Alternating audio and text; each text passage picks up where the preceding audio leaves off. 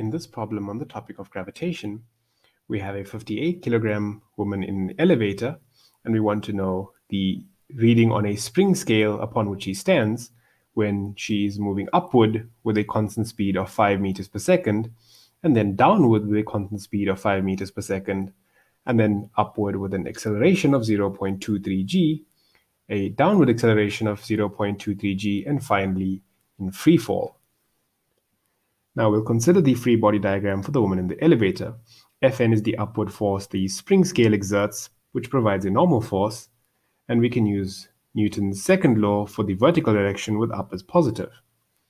And so the sum of all the forces acting on the woman is equal to the normal force in one direction minus the weight in the other direction, and this must equal her mass times acceleration, which means that the normal force Fn must equal to her mass into the acceleration due to gravity g plus the acceleration of the elevator A.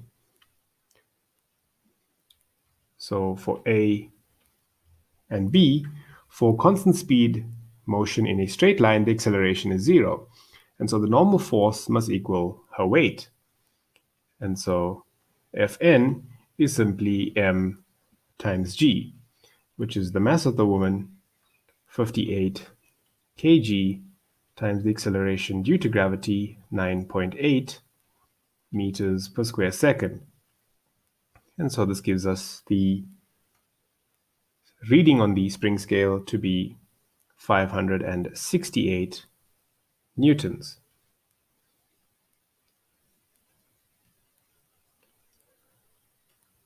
In part C, the lift or the elevator is moving upward with an acceleration of 0.23 times g.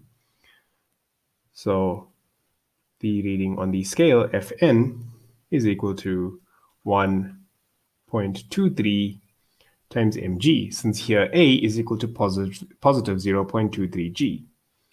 And so this is 1.23 times a mass of 58 kg times the acceleration due to gravity of 9.8 meters per square second. And so the reading on the spring scale will be 699 newtons.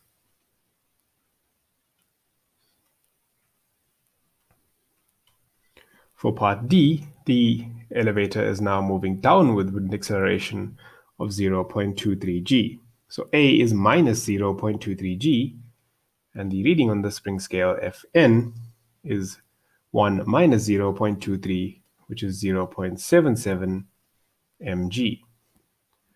And this is 0.77 times the mass of 58 kg times 9.8 meters per square second.